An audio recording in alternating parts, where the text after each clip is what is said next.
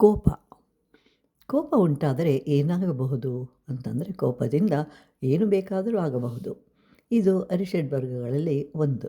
ಇದನ್ನು ಜಯಿಸಬೇಕಾದರೆ ಇಂದ್ರಿಯ ನಿಗ್ರಹ ಮಾಡಬೇಕು. ಇಲ್ಲವಾದರೆ ಅದು ಮೋಹವಾಗಿ ಪರಿವರ್ತನೆ ಆಗುತ್ತದೆ.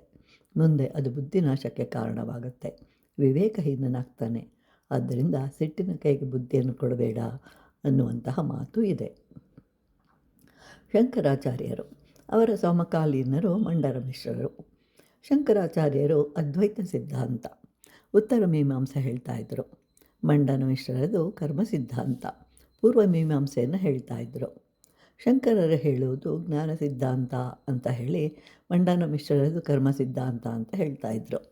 ಇಬ್ಬರ ಮಧ್ಯದಲ್ಲಿ ಮುಕ್ತಿಗೆ ಕಾರಣ ಮಂಡನ ಮಿಶ್ರರ ಕರ್ಮ ಸಿದ್ಧಾಂತ, ಶಂಕರರದು ಮುಕ್ತಿಗೆ ಜ್ಞಾನ ಮೂಲ ಅಂತ ಹೇಳಿದ್ರು.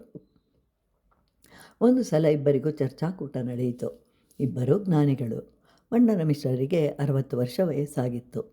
ಈ ಚರ್ಚಾಕೂಟದಲ್ಲಿ ಶಂಕರರು ಗೆದ್ದರೆ ಮಂಡನ ಮಿಶ್ರರು ಗೃಹಸ್ಥಾಶ್ರಮ ತ್ಯಜಿಸಿ ಸನ್ಯಾಸಾಶ್ರಮ ಸ್ವೀಕರಿಸಬೇಕು.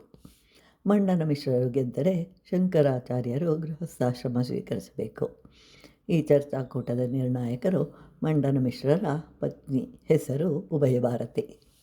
ಮಂಡನ ಮಿಶ್ರರು ಶಂಕರರಿಗೆ ನಿರ್ಣಾಯಕರನ್ನು ಆಯ್ಕೆ ಮಾಡಲು ಹೇಳಿದರು.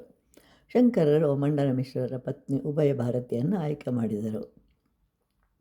ಶಂಕರರು ಒಂದು ಕಡೆ, ಮಂಡನ ಮಿಶ್ರರು ಮತ್ತೊಂದು ಕಡೆ ಆಸನದಲ್ಲಿ ಕೂತ್ಕೊಳ್ತಾರೆ.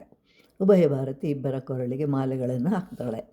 ದೊಡ್ಡ ದೊಡ್ಡ ಪಂಡಿತರೆಲ್ಲರೂ ಆಗಮಿಸಿರ್ತಾರೆ. ಚರ್ಚಾಕೂಟ ಆರಂಭವಾಗುತ್ತೆ.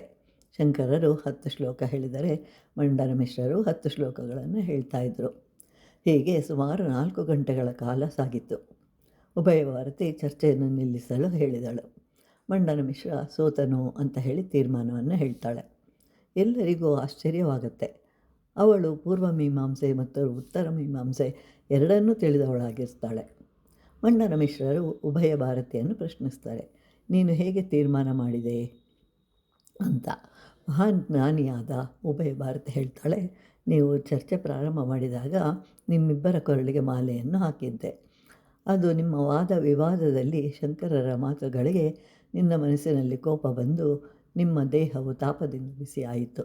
ಮಾಲೆಯು ಬಾಡಿ ಹೋಯಿತು. ಕೋಪ ಬಂದಿರುವುದರಿಂದ ನೀನು ಸೋತೆ ಅಂತ ಹೇಳ್ತಾಳೆ.